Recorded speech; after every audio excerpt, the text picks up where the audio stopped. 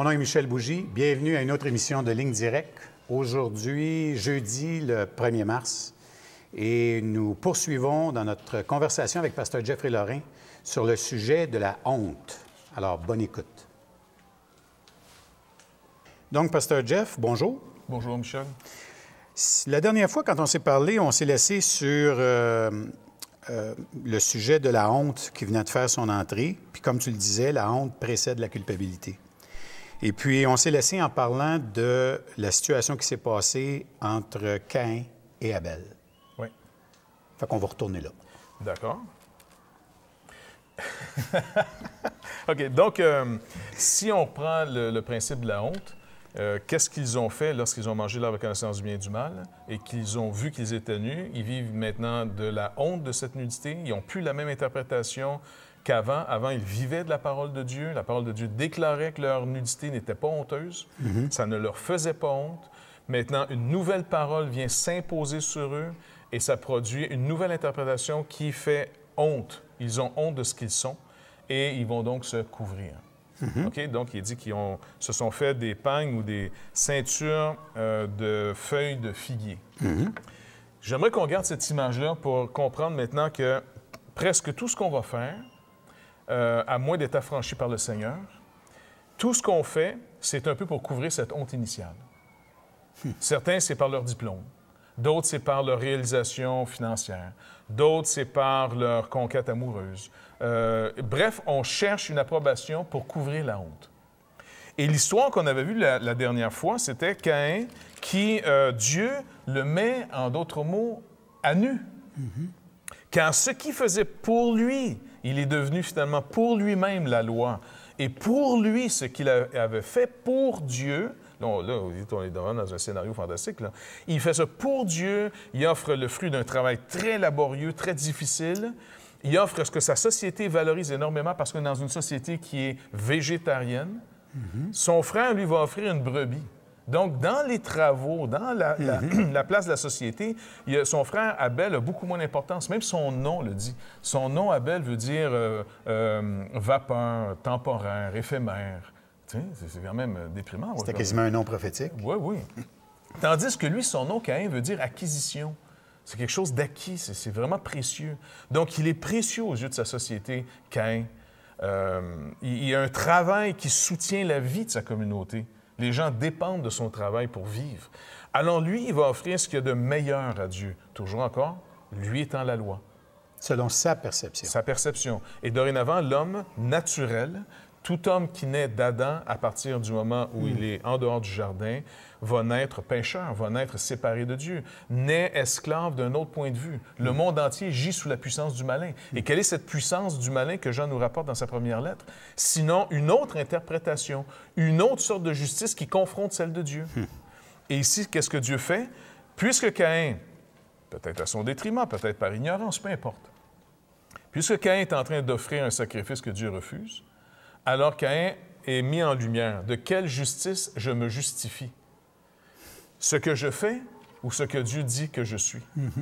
Et là, ici, Dieu refuse ce que Caïn a fait, et il ne reste qu'une seule chose pour être sauvé, ce que Dieu dit à ton sujet. C'est tout. Et donc, Caïn refuse ce sacrifice. Et comme pour l'apôtre Paul, avant son salut, il était de la même trempe que Caïn. Il ne faut pas l'oublier. C'est pour ça que c'était quelqu'un qui s'est tellement acharné à mettre de l'avant dans son évangile l'aspect de l'œuvre de Dieu et non l'œuvre de l'homme. Il était là-dessus tellement intense, c'est incroyable. Et la raison est simple. Quand la parole de Dieu l'a atteint, quand la loi a réussi à le mettre à nu, à lui enlever, à lui arracher toute forme de justice devant Dieu et devant les hommes, c'était sur le chemin de Damas. Et Paul reconnaît qu'il était donc sans compte, par ignorance, une forme d'ignorance que produit la justice propre, la mienne. Donc, Paul marchait dans cette justice qui produisait en lui d'abord un blasphème. Il était blasphémateur de l'œuvre de Dieu. Il ne s'en rendait pas compte. Il faisait ça pour Dieu comme Caïn. Deuxièmement, il dit que ça faisait de moi un homme violent. Et troisièmement, ça faisait de moi un homme qui persécutait l'Église. Donc, qui persécute Abel. Il était un Caïn en pleine puissance. Et lui, il n'avait pas cette lumière-là, alors qu'il était pharisien de pharisien, clair devant la loi. Il n'y avait pas cette lumière-là, il n'y avait pas cette perception-là. Non, non, non. Lui, il s'interprétait comme étant vraiment un homme qui, même à la limite, il était dans la catégorie de ceux que Jésus disait. Jésus disait, il y a des gens qui vont vous tuer en pensant rendre un culte à Dieu. Et ça, c'est Paul. Et ça, c'est Paul. Avant sa conversion, c'est Saul de Tarse. Et Dieu a pris quasiment le plus intense, a pris un Caïn rempli de sa propre justice, une justice religieuse et en plus une justice qui vient d'une religion biblique. Le judaïsme, le pharisaïsme, je veux dire, tu ne pouvais pas être plus biblique que ces gars-là, dans la doctrine externe. Mais comme Paul dit, j'étais sans intelligence, ou comme il dit, ou c'est à son époque, je leur rends témoignage qu'ils ont beaucoup de zèle pour Dieu, mais sans intelligence. Pourquoi? Parce qu'ils ignorent la justice qui vient de Dieu. Ils sont trop dans leur justice. Et combien d'entre nous, quand Dieu nous met à l'épreuve et qui ne permet pas à ce que notre travail atteigne le succès, ou pire, ton frère à côté de toi réussit mieux que toi. Et il travaille moins que toi, il fait moins d'efforts. Ah ouais. Pense même entre nous, les pasteurs. Ouais. Une des questions que souvent, entre nous, chers confrères, on va se poser, c'est « Vous êtes combien dans votre Église? » Exactement. On mesure le nombre, le succès, et puis c'est quasiment pour dire « Je ne suis pas n'importe qui, j'ai réussi. » Et si le Seigneur permettait pour une saison que tu te retrouves seul, rien, est-ce qu'on serait capable encore de se prendre la tête aussi haute? Ou est-ce que, inévitablement, je trouve une certaine gloire, je suis un peu rassuré quand même de ce que je fais. Et je veux t'avouer bien clairement que c'est le combat de toutes nos vies, moi le premier. Donc, vivre, par théorie biblique, je sais que je dois vivre que de la justification que Dieu nous donne. Mais je vais être honnête avec toi, malheureusement, des fois, je me justifie ou je me rassure. Je couvre un peu la nudité en disant, vous savez, je ne suis pas quand même n'importe qui. Tu sais. Parce qu'il y a cette honte. Mais d'où vient cette honte? Elle ne vient pas de Dieu. Qui t'a appris que tu es nu? Qui t'a appris ta nudité étant égale honte? Et donc, c'est dans ce sens-là que Dieu veut travailler la vie de Caïn. Et en passant toutes nos vies. Toutes nos vies, parce que je t'écoute parler, là, puis il y a des histoires là, de missionnaires qui ont œuvré dans des pays puis qui n'ont pas vu le fruit de leur travail. Ouais. Et qui ont œuvré fidèlement pareil. Combien de fois est-ce que le Seigneur nous envoie dans des choses qui finissent par être des cul-de-sac? Combien de fois où on va mettre des efforts pensant que c'est bon, puis ça n'arrive pas? Je veux dire, ça, c'est vraiment l'histoire de nos vies. Puis le combat contre la honte, contre cette lumière qui est la nôtre, que continuellement on essaye de produire, c'est vraiment un combat qui est difficile. Ah oui. Écoute, il n'y a pas de 25 ans de vie chrétienne, 30 ans, 40 ans qui va arrêter ça, là. Non. Et c'est pour ça qu'on peut être très gracieux quand Dieu permet une réussite aux travaux qu'on entreprend, tu sais, devant lui. Mais de notre côté, est-ce qu'on réalise, parce que nous, on connaît l'histoire, on sait comment l'interprétation de la parole de Dieu sur la vie des apôtres ou des prophètes nous dit que c'était des hommes selon le cœur de Dieu. Et on est prêt à vouloir être comme eux, hein, comme Pierre, comme Paul. Mais est-ce qu'on est prêt à être comme Paul dans les prisons, dans le rejet, où la plupart des églises, des chrétiens charnels, qui vivaient, encore une fois, de cette justice par soi-même et non celle qui vient de Dieu, est-ce qu'on est prêt à subir la même honte que ces hommes-là ont subie? Et combien de personnes interprétaient Paul comme étant un apôtre en échec? Paul est obligé de défendre son apostolat, non pas parce qu'il voulait défendre comme quand il était en forme de Caïn son œuvre, mais pour l'amour de l'Église, son ministère devait être défendu. Il savait qu'il disait la vérité, entre autres en disant, écoutez, si vous voulez que je parle en insensé, m'a parlé comme vous. C'est pas une bonne chose, mais m'a parlé votre langage. Vous voulez parler comme big time? Bon, bien, je vais vous parler, moi, d'un gars qui est monté au 3e ciel. Je ne sais pas si c'est dans son corps ou hors de son corps. Il a entendu des paroles qui sont inexprimables, dans la présence de Dieu. Il dit, là, je me glorifie bien plus d'un gars comme ça. Mais il essaie de mentir. Mais par contre, je ne veux pas que les gens, en me voyant, croient autre chose que ce qu'ils vont voir. Et là, qu'est-ce qu'il montre? Un homme dans un corps d'humiliation. Un homme, finalement, qui va être... rejeté, balayure de ce monde, mais caché en Christ, et Christ est caché aux yeux de ce monde encore. Mais quand Christ paraîtra, alors vous paraîtrez dans ce que vous êtes réellement. Mais si le monde ne l'a pas connu, si le monde, c'est-à-dire nous a pas connu, c'est qu'il ne l'a pas connu encore. Mais le drame souvent, c'est est-ce que nous, en tant qu'enfants de Dieu, on prend le temps de connaître ce que nous sommes en lui, ou est-ce qu'on est en train de trouver une certaine sécurité dans nos œuvres? Et si le Seigneur, par exemple, si le Seigneur te demandait, Michel, de faire des œuvres, mais qu'un autre en porterait la gloire. Mais le Seigneur nous dit, « Aie pas peur, je suis celui qui voit dans le secret. Je te le rendrai. » Je répondrais, « Oui, Seigneur! » En serrant les dents. Parce qu'on sait, on se connaît assez maintenant dans cette lumière que la parole produit dans nos vies, en disant, c'est vrai, j'ai vraiment un défi incroyable de devenir un authentique serviteur et d'oublier, parce que je vis devant deux systèmes continuellement. Ma nature me propose deux systèmes. Dieu, chercher la gloire qui vient de Dieu seul, ou celle qui vient des hommes. Et les deux ne sont pas compatibles.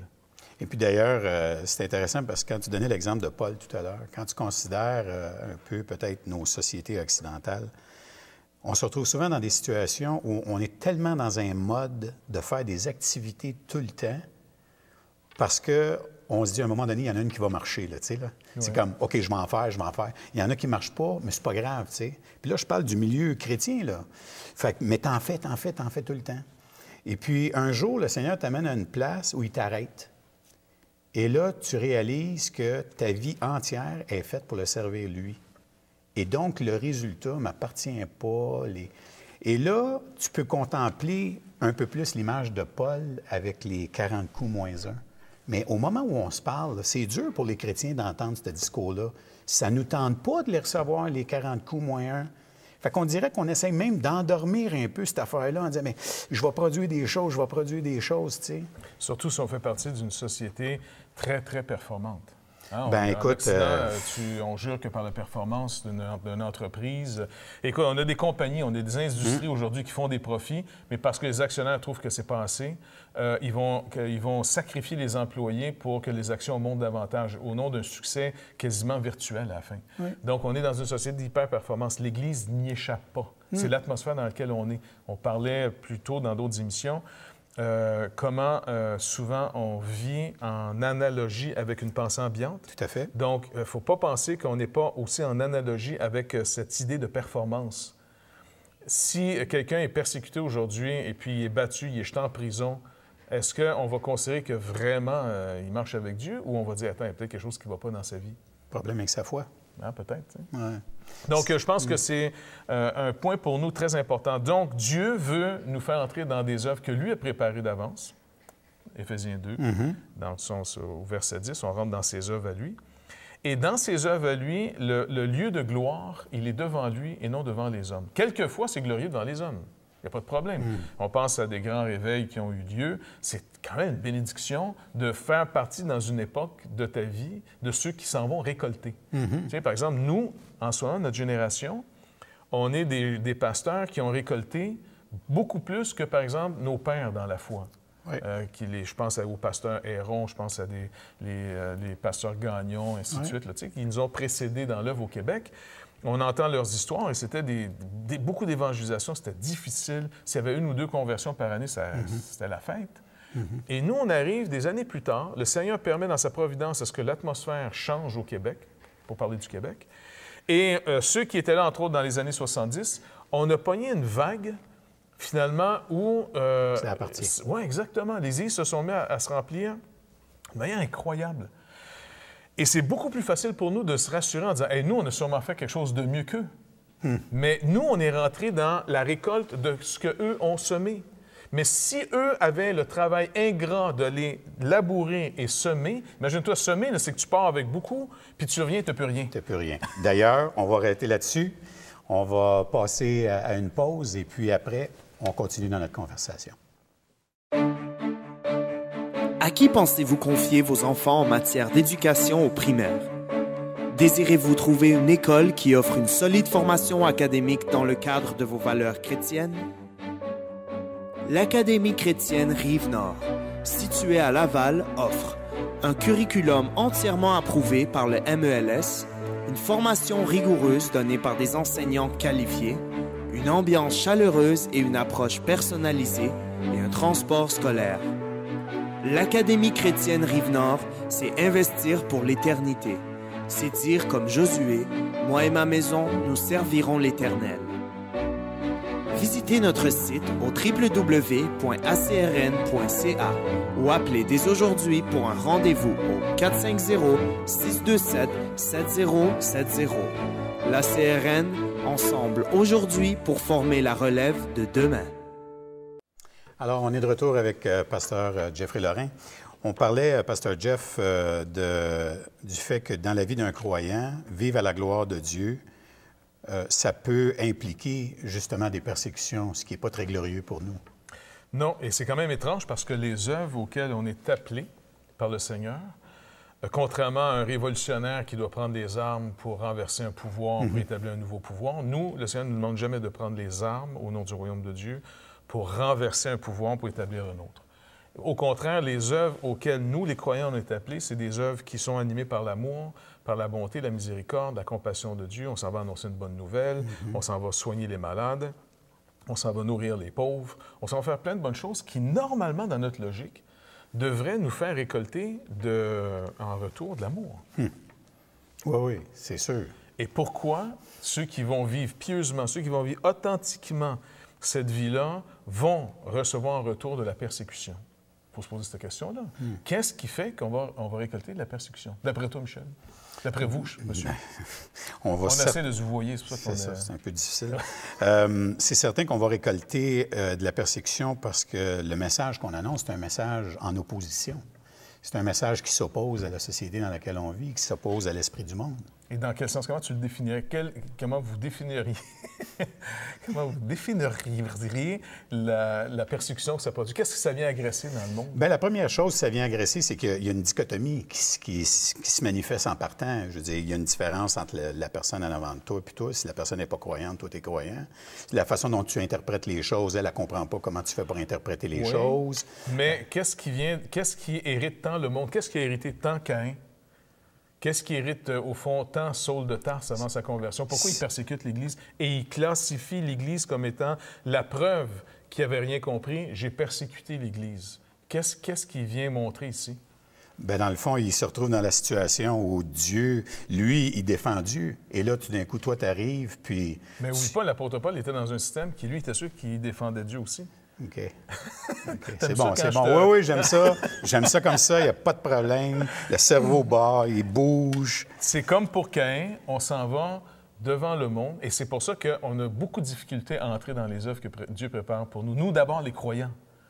Peu de gens vont saisir l'œuvre de Dieu. Beaucoup de gens vont avoir christianisé la manière du monde de faire des œuvres. Ça marche? Ou même christianiser leurs propres œuvres. Exactement. Okay. Parce que, est-ce que, comme l'apôtre Paul, avant sa conversion, est-ce que vraiment, authentiquement, est-ce que je vis d'une justice que je ne produis pas ou est-ce que je vis d'une justice que je produis? En d'autres mots, est-ce que je suis en train... Pardon. Est-ce que je suis en train, finalement, de trouver ma justification auprès des autres en rappelant ce que j'ai fait? Donc, inévitablement, en trouvant mon assurance dans mes œuvres, c'est-à-dire ce qui vient de la loi, même la loi de Dieu. Ou bien, est-ce que j'ai trouvé d'abord ma paix et mon assurance? Je suis délivré de ma honte, non pas parce que j'ai une grosse ceinture de feuilles de figuier, là, mais parce que, même nu, j'ai retrouvé la justification qui vient de la justice de Dieu. C'est là le vrai travail du croyant. Et c'est pour ça que la plupart d'entre nous, on a beaucoup de difficultés. Là, je parle de nous, les croyants, là, je ne parle même pas du non-croyant. Le croyant a un défi incroyable, c'est d'abandonner ce qui fait sa gloire par lui-même, Philippiens chapitre 3, pour vivre de ce que Dieu dit qui fait ma gloire. Mais le problème, c'est ce qui fait la gloire du croyant dans ce monde n'est pas glorieux aux yeux de ce monde. Mais je suis obligé de vivre de ça. C'est pour ça qu'il est dit que Moïse a préféré l'opprobre de Christ à toute la gloire et la richesse d'Égypte. Il a vu quelque chose, mais ce qu'il a vu était pour lui précieux. Mais si tu n'avais pas les yeux de la foi, si tu n'avais pas le Saint-Esprit qui te donne de voir la réalité et qui te laisse, si le Saint-Esprit n'avait pas produit dans l'apôtre, pas l'apôtre, mais dans Moïse, cette vision, tu ne peux pas voir dans un peuple d'esclaves qui sont des losers chroniques et rebelles, tu ne peux pas voir la gloire. L'Égypte, ça marche, l'Égypte. Ils bâtissent des choses qui sont jusqu'à aujourd'hui, ça tient debout. Ça tient encore. Et qu'est-ce qu'il a vu? Qu'est-ce que le larron sur la croix, à un moment précis, a vu dans l'autre gars à côté, crucifié, battu à mort, humilié, avec une couronne d'épines? Qu'est-ce qu'il a vu pour dire, quand tu vas rentrer dans ton règne, rappelle-toi de moi? Donc, à moins que le Saint-Esprit nous accorde de voir la gloire de Dieu, je suis toujours dans la gloire des hommes. Mais si je vis et je marche dans la gloire de Dieu, je vais être un opprobre pour la gloire des hommes. Mais c'est pas... on peut presque en faire une observation de nos propres vies, puis de dire, et si on marche, on est croyant, on marche avec Dieu, tout ça, et on voit pas ces... J'appellerais même pas ça des persécutions, là. Mais si on se rend compte que dans notre vie de tous les jours, il n'y en a pas d'opposition. Si on se rend compte qu'on est bien dans n'importe quel milieu, que, tu sais, à un moment donné, ça se peut, ça arrive, à un moment donné, bon, tu sais, tu entends un message comme celui que tu es en train de livrer, et là, tout d'un coup, je me mets à réfléchir, puis je me dis, bien, j'en ai pas, moi, d'opposition. C'est pas en train de m'accuser un peu, cette affaire-là? Peut-être, là, il ne faudrait pas... Oui, le Seigneur nous dit une phrase qui peut nous faire peur. Si tout le monde parle bien de vous, là, si tout le monde vous aime, si le monde vous aime, bien, c'est ainsi qu'ils ont aimé aussi les faux prophètes. Fait que tu dis, attends. Non, parce que... Puis en plus, c'est même pas... Mets-toi pas dans le trou pour rien. Non. Tu sais, commence pas à fatiguer le monde et les écœurer sans arrêt. Non, puis d'une part, d'ailleurs, ça, c'est l'autre extrême. Oui. Parce que dans le fond, puis je pense que c'est important de le mentionner, là, c'est qu'il y a les croyants qui... T'as hâte qu'ils vieillissent un peu, tu sais, parce que là... Et d'ailleurs, on peut le dire, je ne sais pas si c'est ton cas, mais au début, c'était un peu comme ça, tu sais, j'étais fatigant, puis je n'étais pas habile, puis j'avais pas une bonne façon de le communiquer. Exactement. J'ai reçu quelque chose qui était beaucoup trop gros pour moi, je savais pas comment le communiquer, je n'étais pas équipé. Fait que ça, c'est l'autre extrême, tu sais. Mais maturant dans cette nouvelle sorte de vie, néanmoins, je vais grandir dans une vie qui dit, regarde, maintenant, et ça ne se fait que par le Saint-Esprit, car l'homme naturel, c'est pas qu'il ne peut pas y comprendre, c'est qu'il ne les reçoit pas, ces choses. Parce que c'est spirituellement qu'on discerne la valeur de ces nouvelles choses, les choses qui sont, pour l'homme naturel, une folie. OK? Encore une fois, tu as deux brigands sur les croix, là, autour de Jésus. C'est la meilleure image qu'on ne veut pas avoir. Ouais. Un brigand continue à l'insulter. L'autre, il s'est passé quelque chose que 2 secondes avant, là, il est en train de l'insulter. Ouais. Et à un moment donné, il y a une grâce qui a été faite à ce larron, à ce criminel, où est-ce que la repentance lui est accordée par le Saint-Esprit. Il devient vivant, en d'autres mots, lui. Mourant, il devient vivant et il voit finalement comme on doit voir le Seigneur. Quand le Saint-Esprit va venir, il va prendre ce qui est à moi, il va vous le donner. Il va vous montrer qui je suis, en d'autres mots. Et on voit que ce brigand voit qui est l'autre crucifié à côté de lui, c'est le Seigneur. Mais, écoute, humainement parlant, le Seigneur est aussi nu que les deux autres, c'est la croix. Il est battu à mort. Il y a une couronne d'épines. Il y a quasiment un épitaphe en arrière de lui, finalement, qui le moque. Voici le roi des Juifs. La foule, les religieux, l'approbation sociale désapprouvent le crucifié. Il n'y a absolument rien dans le naturel qui indique « Hey, regarde, fais une bonne interprétation. » Comment ce gars-là est arrivé à une nouvelle interprétation? Ça y est. Là, Dieu pourrait dire « Tu vois, quand moi je te parle, tu vas voir les choses comme ils le sont. » Tandis, tant que Dieu n'a pas parlé, qui t'a appris que tu es nu? Puis c'est incroyable de voir que c'est comme si Dieu avait choisi cet événement-là, il l'a fait de cette façon-là, pour ne pas qu'on ne retrouve aucune justice dans cet homme. Écoute, non, c'est un tueur, le gars, c'est un meurtrier. Lui-même est en train de dire, je sais pourquoi moi je suis ici. Nous, là, c'est juste d'être ici. Lui, on sait que c'est non. Donc, le gars, il n'est même pas en train de dire, bon, peut-être moi j'étais plus sincère. Non. Il y a tellement une action de pure grâce que même pour l'homme naturel, qui, encore une fois, n'accepte pas que Dieu soit Dieu. Et comment Dieu, tu fais grâce à cet homme? Il ne mérite pas. Bien, c'est sûr qu'il ne mérite pas. Personne ne mérite la grâce. Depuis quand on mérite la grâce? Ce qu'on mérite, c'est la justice. Ça, c'est à chacun son droit. Donc là, si on parle de mérite, on parle de justice. Si on parle de justice, on va tout être crucifié. Tandis que la grâce, c'est un scandale pour l'homme naturel. Le message, elle a annoncé ce message-là, c'est une folie pour l'homme naturel. Mais c'est par la folie de ce message-là que Dieu sauve les hommes. Et donc, je vous le dis, c'est bouleversant parce que ça met à nu l'homme. Tout ce qui faisait ma gloire, Paul dit, je l'ai abandonné comme de la boue. Pour maintenant vouloir être trouvé que dans cette justice qui vient par la foi, c'est-à-dire celle qui vient de Christ. Et cette justice, elle est contraire à celle de Caïn. Mais il ne faut pas être trop dur sur Caïn. Il ne faut pas être trop dur parce qu'il y a vraiment un Caïn en dedans de nous autres assez potentiel. Oui. Touche à ce que je fais. Humilie-moi devant tout le monde et il y a des chances que Caïn réponde plutôt qu'Abel. Malheureusement. Et c'est pour ça qu'à tous les jours, on dit, Seigneur, parle-moi à nouveau et rappelle-moi ces choses afin que ce mystère pour l'homme naturel puisse être pour moi le trésor de ma vie. Ta justice et non la mienne. Jusqu'à aujourd'hui, chaque fois qu'on est pris dans une situation où on est humilié, il y a souvent le réflexe d'en faire plus. Tu sais, supposons, là, mettons, là, ta femme, elle t'a ramassé, là, puis là, tu sais, t'es comme, ouais, puis là, t'arrives le soir, tu fais la vaisselle, tu passes la balayeuse, tu sais. Écoute, c'est comme un genre de réflexe, c'est comme, comment je fais juste pour enlever ça, là? C'est comme une couche qui vient par-dessus toi, qui s'appelle la honte, puis là, tu veux l'arracher, tu veux tout faire, puis on devient tellement maladroit dans ces situations-là. Souvent, on voit ça dans l'Église, même chez les croyants, tu sais. Ouais. Un croyant se fait prendre dans une situation, puis là, il se manifeste de drôles de façon, puis tout ça, tu sais. La motivation. Le Seigneur, s'il vient, et il vient chaque jour pour nous nourrir de sa parole, va produire en nous une action authentique et non une action double. Il va produire cette action unique qui fait que, au fond, la vie chrétienne se vit, puis on commence à mieux le comprendre, à force de marcher avec le Seigneur, puis d'aller d'échec souvent, je ne sais pas en échec, mais je veux dire, il nous relève, il nous pardonne, il nous restaure, puis il nous fait entrer dans ses œuvres. Mais les œuvres dans lesquelles on est entré, on n'entre que par obéissance. Oui. Parce que ce que Dieu appelle à faire, à être, il le justifie. Et c'est ça qui est fantastique. C'est comme une notion, tu sais, hey, j'ai beau avoir tous les échecs du monde, si le Seigneur me dit non, relève-toi, on continue, tu dis, hey, Seigneur, je suis plus digne, je ne suis pas. Le Seigneur, non, attends. Oui, c'est vrai que si je t'avais traité selon la loi, tu es plus digne, c'est vrai. Mais qui t'a appelé ici selon la loi? Quand je t'ai créé au début, dans le jardin, je t'ai d'abord béni. Je ne t'ai créé, tu n'as rien fait encore. Sur quelle justice tu penses que je t'ai béni? Sur quelle justice que je t'ai mandaté et appelé à être un roi, un prophète et un prêtre? Sur ma justice. Et le chrétien en Jésus-Christ, qu'est-ce qu'il retrouve? Cette justice qu'on a perdue.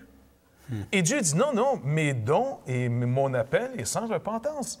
Donc, lève-toi, on continue. Et ça fait des hommes comme Pierre qui sont capables de se lever devant une foule pour dire, vous qui l'avez renié et qui l'avez rejeté, attends, t'es pas le gars qui l'a renié il y a 1 mois et demi avec Oui, c'est ça, c'est ça. Et puis il va dire, hey, moi c'est pardonné. Réglé. Et non seulement il est pardonné, mais il est appelé et il est justifié à aller annoncer une bonne nouvelle aux hommes. Il ne vit pas dans une culpabilité, il ne vit pas dans une honte. Il vit, quand il est rempli de l'Esprit, il vit dans un contentement, comme si j'avais tout fait ce que je devais faire sans l'avoir fait. Et puis, probablement que ça serait, pour la prochaine émission, une bonne façon de passer peut-être maintenant à qu'est-ce qui arrive à cette façon de penser quand l'œuvre de Christ se fait dans nos vies et quand Christ nous est révélé. Alors, chers auditeurs, merci beaucoup d'avoir été avec nous aujourd'hui et on va poursuivre la semaine prochaine. Merci, bonne semaine.